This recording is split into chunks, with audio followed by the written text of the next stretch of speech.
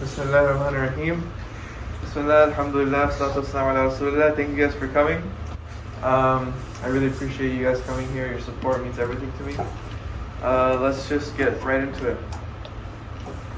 As Muslims in America, we get asked a lot of questions. People ask us a lot of questions, and these questions usually have something to do with what are known as post-enlightenment ideas. So, for example, someone might ask, why is it that you Muslims get so offended when someone draws a cartoon of the Prophet? Isn't this a hindrance of freedom of speech and freedom of expression? Isn't Islam, therefore, the argument goes, a backwards religion, an ancient religion, an outdated religion which needs to be changed or reformed? Now, these are very important questions. But what a lot of people don't recognize is that what we should be doing is questioning the question. Now here's the point. Every question has a presupposition. What's the presupposition? It is an assumption. When you ask something, you are always making an assumption. So when these questions are asked, some Muslims are always getting on the defensive. Like, yes, you're right. You're right. We do need to change. We do need to do this. And just like the colonial powers throughout history went into the lands of our grandfathers and forced them to believe in what they believe militarily, now they are doing so using other methods, such as education. So when these questions are asked to people, some will literally bow down and say, yes, you're right, there's a problem. We need to change the religion. We need to have a reform. We need to have revivalism. Some will say we need to reject it altogether. Religion is poisonous. We don't need it anymore. We're in the modern era. We don't need religion anymore. That was back in the day. Now we're in the modern era, so we don't need it. But what I'm going to be arguing today is that the question itself is problematic. And I'm going to be doing three things today. So today, we're going to be going over a brief history of liberalism. Just a brief history, just so you guys have an idea of how this thing came about, what were some key figures in its birth. 2, the premises and the first principles of liberalism. What are the first principles of liberalism? Where do we start with liberalism? And number 3, the implications of this on Islam and Muslims here in the West, and the discourse between Muslims and non-Muslims in the West. So you guys know all these slogans, right? Freedom of speech, freedom of expression, Nike, just do it, all of these little slogans that you see and you hear. All of these slogans are extensions of the liberal philosophical framework. So when someone asks a question that presupposes liberalism, like, why do you guys get so offended if someone draws the Prophet? Isn't this freedom of expression? What they are doing is they're presupposing liberalism. But I have a question for you guys. What if your ideology is baseless? Say that again.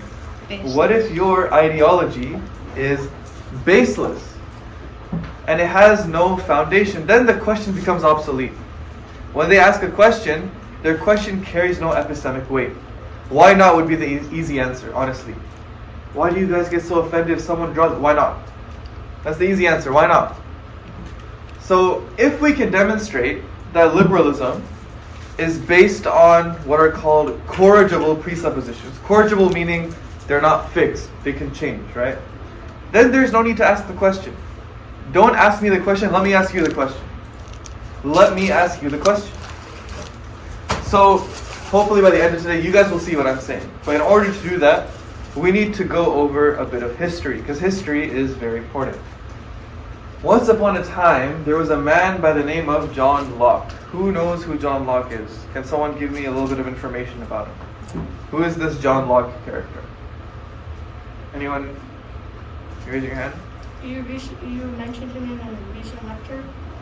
Yeah, so... He's from the Enlightenment. Right? Enlightenment, okay. John Locke is a very influential Enlightenment thinker. Honestly, he is one of the most influential philosophers who ever lived, in my opinion. his impact that he has had is amazing. Amazing in terms of its magnitude. The thing about John Locke is that he spoke about things like freedom. We're born free. He spoke about things like equality. Everyone is equal. The thing about him is that he believed in God. And he used God as a moral basis to ground his beliefs. And a lot of governments at the time, they kind of liked the idea of this. So they literally copied and pasted from his works. He's written a few books. And they pretty much took what he said and they incorporated it into their government. So a good example is our own Declaration of Independence. The famous phrase that we hold these truths to be self-evident, that all men are created equal and endowed by their creator certain rights like the pursuit of happiness, blah, blah, blah. So it's very clear that whoever wrote the Declaration of Independence, the people that wrote it, they did so using God as a moral standpoint. That's very important to understand. A second thing is that John Locke, he spoke about something known as the hedonistic principle. Anyone here heard about the hedonistic principle? Okay, this is very important, so I want you guys to remember this. The hedonistic principle, or hedonism, right? That's basically the belief that the ultimate morality has to do with pleasure and pain. So whatever brings you pleasure, whatever makes you feel good, that is a good thing to do. And whatever makes you feel pain is a bad thing to do. So it's basically a moral compass which is based off of pleasure. Now, at the time, once this was accepted, this became very widely accepted. Like, this became the norm. And the hedonistic principle is basically how we describe liberalism today, right? Like the pursuit of happiness. Just do what makes you happy. That's how we live our lives today, unfortunately. We just chase pleasure. And anyone who spoke against this was speaking in aberration or saying something wrong. So that's very important to understand. Over time, a lot of people came, Rousseau, Montesquieu, other philosophers, they came and they advanced the theory. They added stuff on. And there was a man by the name of Jon Stewart Mill. He came in and he talked about something known as the harm principle. This is something all of us know, but maybe we just haven't heard it in this context. So the harm principle is basically this. As long as you don't hurt anyone else, you can do whatever you want. We know this, right? It's been, even if we haven't been told it, just based off of society, we have this idea that as long as I don't hurt anyone else, I should be able to do whatever I want. So he came in and he put this in. Now, the thing is, Jon Stewart Mill, he didn't believe in God. But he still inherited the belief system of John Locke. So, my question is this. First question for liberals. First question. If initially John Locke used God to justify equality and freedom and all of these things, if it was theology to justify this, how can you believe in the same ideas, freedom, equality, liberty, without basing it on the same moral principle? So essentially what I'm saying is, if he used God and he derived freedom and equality, if you remove God from the equation, can you prove that we're equal and that we're free? Is that something that you can prove demonstratively? Because, let's be honest here, no one is equal. None of us are equal. Just look around you, right? We have people like me, tall, strikingly handsome. And then we have people on the other end of the spectrum, like Chris. I'm just kidding. But, I mean, seriously, like, no one's equal here. Some of us are born tall, some of us are born short, some of us are born in wealthy families, some of us are born in not so wealthy families, some of us are born in wealthy countries, some of us are born in war-stricken countries like Syria or Palestine. Some of us are born with physical disabilities. Some of us are born with enhanced abilities. So, all I see is differences. We have men, women, black, white, tall, short, rich, poor. All I see is differences. So what do you mean we're all equal? What do you mean? If there's anything we can guarantee, it's inequality. So what do you mean we're all equal? And then they say something about how we're free. No one is free. Almost all philosophers agree that everything is predetermined. Even atheist philosophers, they say it's determined by genetics and environment. So what do you mean we're all free? Prove it. How can you prove that we're equal and free? John Locke used God to do it, but if you take him out of the equation, now how can you justify what you believe in? So you can see here that it sounds nice when you hear it, right? Like we're all equal, we're all free. It sounds very nice, but it doesn't actually have any evidence behind it. It's just words. Now, Jon Stewart Mill, he tried proving something known as utilitarianism. Anyone here heard of utilitarianism? Do you mind explaining? I've heard. You've heard of it, okay.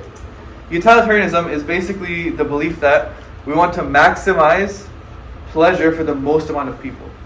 So we say that as long as most people are happy, we're fine. So if 99% of people say stealing is something which is wrong, we say it's wrong, it's illegal. Because that makes the most amount of people happy. And this is basically the most normative way of describing liberalism. And then Jon Stewart Mill put the hard principle into it. Because the thing with utilitarianism is this, right? Imagine you have 10 guys and one girl. And all of the 10 guys are taking advantage of that one girl against her will. Technically, most people are happy, right? But you guys are going to say, no, the girl is getting hurt. So the harm principle is put in, and it says, you can do whatever you want as long as you don't hurt anyone else. And this is basically liberalism in a nutshell. So why is homosexuality okay? Well, because you can do whatever you want. You're not hurting anyone else. It makes you happy, so you should be able to do it. That's basically the justification. Except the problem is, Jeremy Bentham wrote a book where he tried to prove utilitarianism. It was called Proving Utilitarianism. This is the most attacked, one of the most attacked chapters in all of philosophy. Everyone's attacking him on this. So the thing is, almost all serious liberal thinkers know that the first principles of liberalism are corrigible, meaning they cannot be proven to be true. If the first principles of liberalism are not fixed, objective, absolute, or true. Let me say that again. If the first principles of liberalism, we're talking about the harm principle, hedonism, all these things. If they are not fixed, objective, absolute, or true, then what do we have to work with here? If the foundations of something are shaky, that thing itself will be shaky. If you're trying to build a building, and the foundations of the building are shaky, the whole building is going to be shaky, right? You can't build castles on thin air. So all of these philosophers, all of these people around us who are liberals, they base their beliefs on corrigible, baseless foundations. Can you imagine? These beliefs about equality, about freedom, when you ask them, can you prove it? They say, no, we can't prove it. We just believe in it. Think about that. There's no evidence, there's no reasoning, there's no logic. It's just the way it is. It's just true. Why is it true? Can you prove it? So, and then they ask us the questions. Then the poor Muslim is there and he's compelled to answer. Except on a moral, philosophical basis, your question has no basis. Let me ask you the question. Prove to me that liberalism is true. Can you prove it? They ask us, why do you Muslims, why do you guys get so offended when someone draws a picture of the Prophet? Isn't this against freedom of expression and freedom of speech? Yes, it is. Prove to me why liberalism is true. Why is it that in Islam, when a Muslim leaves the religion, apostasy, this, that, okay, no problem. Prove to me why liberalism is true. Why is it that in Islam, homosexuality, this, that, no problem, put that to the side. Prove to me why liberalism is true. Prove to me why your ideology is true. Because if you can't, the question is now obsolete. I should be the one asking the questions. Let me ask you the question. Don't question my answer, question your own question.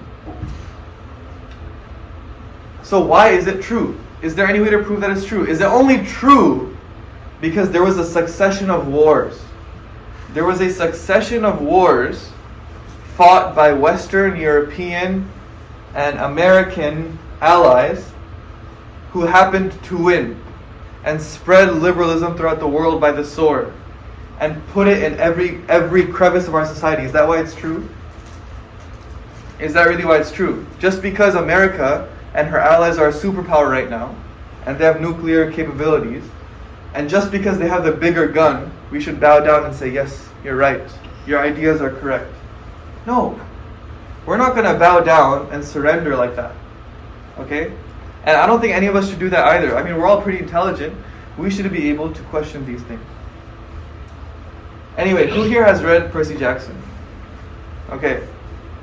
I'm a big fan of Percy Jackson. I used to read him when I was in 4th, 5th grade, and then I reread it again later in middle school. But you guys know how in the ancient Greeks, they believed in gods, right? What were the different gods they believed in? Can we name off a few? Just yell it out. Zeus. Zeus. Poseidon, Hades. Aphrodite, Hephaestus, Ares. That's Artemis, yeah. I mean, these are very good, right? So, they believed in these gods. Zeus, Hades, Poseidon, Hercules, Ares, all these gods, right? They believed in these Greek gods pretty much without any evidence. They believed in them axiomatically, without any evidence. It's just what their society taught them. So they believed in them blindly. They lived their lives. It was part of their culture. It was part of their society. And they lived their life in that way. And this was something which was normal at the time. If you're born in a Greek society, you're going to believe in Zeus and Hades and all these gods, right? I have a question. These Greeks, they were known as the Westerners of their time because they were like the most modern people, right? So, what is the real difference? I want to ask you guys a question. What is the real epistemic difference between an ancient Westerner who believes in Zeus and Hades and Ares and Artemis and a modern day Westerner who believes in freedom of speech, freedom of expression, and all of these other post-Enlightenment ideas? What is the difference between believing in Zeus and believing in freedom of speech? Is there a difference? Is the only difference that one of them has a religious connotation? Because that's the only difference that I can see. In terms of their epistemology, very similar. They both believe in things without any evidence, blindly, without any proof. So you see, if we look at the ancient Greeks who believed in these Greek gods, such as Ares, Hephaestus, I can't really say some of them, and we look at the modern day liberal who believes in freedom of speech and freedom of expression, they're basically the same thing. Nothing has changed. So why should we absorb this nonsense? When someone comes up to us and asks us, why is it that you Muslims, when someone draws a picture of the Prophet, why do you guys get offended? Why not? Why not is the easy answer. Do you have any reason to prove to me why freedom of expression is valuable? You know how when you're in school, you learn about these things, right? Like, freedom of speech. Have you guys ever thought to ask why? Just raise your hand and ask your teacher, teacher, is freedom of speech something which is true? Or is it something that has been fed to us by our schools and our society that we have just eaten up? Just like an ancient Greek would have learned about Zeus and Hades and just eaten that up without any evidence. This is not the way of critical inquiry. I'm sorry to say, but just because we're raised in this day and age, we're not going to eat up the mythologies, the legends of the Western man. Things like freedom of speech, freedom of expression, all of these ideas which are being fed to us without any real evidence. So, if I were you guys, I would urge you to not just sit there and absorb everything. Use your brain a little bit. Think for a second, wait a second. Is there any way to prove if these ideas are true? If not, you should be questioning them. Don't question us, question your own question. And let's talk about freedom of speech for a second. I mean, freedom of speech doesn't exist. Like, let's be honest here. Freedom of speech does not exist. Can I, right now, yell, guys, there's a fire, we need to run? Can I say that? No, if there's no fire, am I allowed to yell, guys, there's a fire, everyone run? No, why can't I say that? Because there is no fire. Because there's no fire, but freedom of speech, right? So why am I not allowed to say, can I say there's a school shooter?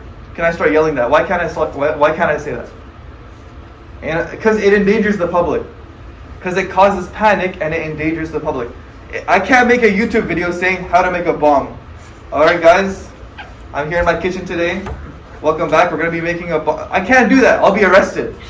Right? So it's not about freedom of speech. It's about where you draw the line. So the question now is, where do we draw the line? Where do Muslims draw the line for freedom of speech? The Quran says, وَلَا تَقُلْ لَهُمَا أُفْ. You guys know sometimes when your parents call you, they're like, hey, Sumana. You're like, yeah? And they just don't respond. You're just like, bro, I literally said, and you know sometimes how you get frustrated, you're not allowed to even voice that frustration. You can't talk back to your parents in Islam. You can't insult your parents. That is a censorship that we have. We don't believe in freedom of speech when it comes to insulting your parents. We don't believe in freedom of speech when it comes to cursing other people's religions. The Quran says, "La ikraha fi din." There's no compulsion in religion. So there are certain things, even they know, right? That there's certain things that you can't say, and there's certain things that you can't do. But we say it's even deeper than that. It's from first principles. I have the freedom of speech to say that I don't agree with freedom of speech. I'm using the stones to destroy the stones, right? And by the way, before you guys try to, do anything, we live in this country, so we abide by the laws. So don't think I'm trying to start anything. Obviously, we're gonna keep it civil. But I swear, sometimes today you see people protecting freedom of speech in a religious way, right? Let her say whatever she wants. Let him speak. Let him do that. They protect it almost as if it's a religion. And that is what liberalism has become. It has basically become a religion, even though there's no way of proving why it's true. Is it only true because America is a superpower and we should bow down to them? Is it only true because white people have decided it's true? I don't think so, guys. We need to actually question these things. And I want you guys to do something. Look at the Western world. Look at it. Look at America. Look at the European world. Has it worked out for them? I swear, these are the most depressed countries. These Western, modern, progressive countries are the most depressed countries. Oh, do you have a question? I do. I have two, but I just want to ask one. You know how you said it's forbidden to insult your parents or talk back to them, I think? Yeah. What if, I'm not saying we should, but I'm just saying, what if some people don't have good parents, or some people, and is it forbidden to voice your frustration or at actually bad people? Okay, yeah, good question. So when I say that you can't talk back to your parents, I don't mean in all cases, right? Obviously, there's certain cases where you can voice your frustration, but you have to understand that in our religion, we put a lot of respect on our parents. So you have to do it in a very respectful manner. Even if your parents are, drinking or this and that, even then, you still can't kind of just rip into them. You know what I mean? So there is a proper way of going about it. But when I say you can't talk back to your parents, I'm talking in a general sense. If you have normal, good parents, you're not allowed to just be a complete, just start yelling at them and screaming at them and these types of things. So the reason why I brought that example up is because that's one exception that we have of freedom of speech, right? Because there's exceptions already for the dangerous things, right? I can't yell, there's a school shooter, because that endangers the public. People are going to start running, there'll be a stampede. So there are limits already. I'm saying that it's even more than that for us. So we censor ourselves first because of the respect that we have for others. So yeah. Did you have a second question? I did, but maybe I was asking. Okay, yeah, at the end. I want you guys to look at the European world, look at the Western world. Has this ideology worked out for them? These are the most depressed countries. There's a positive correlation between where liberalism is present in a country and the more people want to kill themselves. The more liberalism is present somewhere, the more people want to kill themselves. Why? Because there's no meaning attached to people's lives anymore. They're just acting upon their whims and desires, right? Like Nike, just do it. Just do what makes you happy. Just do what feels pleasurable to you.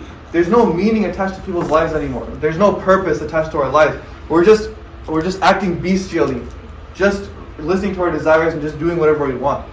So it's high time that we realize that liberalism has not been working out. It hasn't worked out for you. We've tried it, we've seen it in action, and it hasn't worked out. That's why Islam is a very illuminating light. It's an illuminating light for those individuals who want to step away from the darkness of self-indulgence and into a life of discipline and meaning and purpose. And Islam gives you a rational and spiritual reason to be. So at the end of the day, I encourage you all, don't listen to the Western arrogator, the Western powers of today, who are trying to shove these ideas down your throat. They will wrap their ideology in the garment of rationality. The Quran says, أَفَرَأَيْتَ مَنِ اتَّخَذَ إِلَهَهُ هَوَاهُ. Have you seen the one who takes his desires as his Lord? Think about that for a second. Have you seen the one who takes his desires as his Lord? We see them. Wallahi, we see them. But you must be aware of them, because they're all around you. They will push their ideology to you and say, yes, this is true, this is rational. What do you mean it's rational? Prove it to me. But they will never be able to prove it. They'll just push it to you and say, yes, freedom of speech. Here, this is true, take it. Don't take it blindly. Question it. So we say to our friends in the West here, next time you come up to me, and I'm not saying this to discourage you, obviously. I'm just saying that because I love answering questions. I'm just saying in a general sense, a lot of the questions that we get asked as Muslims usually have something to do with liberalism and these ideas. And so I would encourage you guys to really think about what you're asking, and instead of questioning me, question your own question. Because if you're using liberalism and these post-enlightenment ideas as a presupposition, then the easy answer for me would just be, why not? I can straight up just reverse the question and say, what's the problem with that? And you won't be able to say anything. So from that perspective, I encourage you all to look at liberalism and see that it has not been working out for you. It's time we start asking the real questions, the real big questions that actually matter. Who are you? Where did you come from? And where are you going? What is the purpose of life? Why are we here? Are we just here to farm dopamine and just to make ourselves feel good and then rot away? Or is there really something that we are striving for? Is there something that we are working toward? And next week, we're going to be discussing that very question. What is the purpose of life? We're going to have 2 meetings on it. We're going to go over the possible options, like if any of them make sense. And then we're going to see what is the true purpose of life and what Islam has to say about it. So I'll send out an email to you guys about that. But until then, thank you guys for coming. Make sure to grab some snacks and have a good day.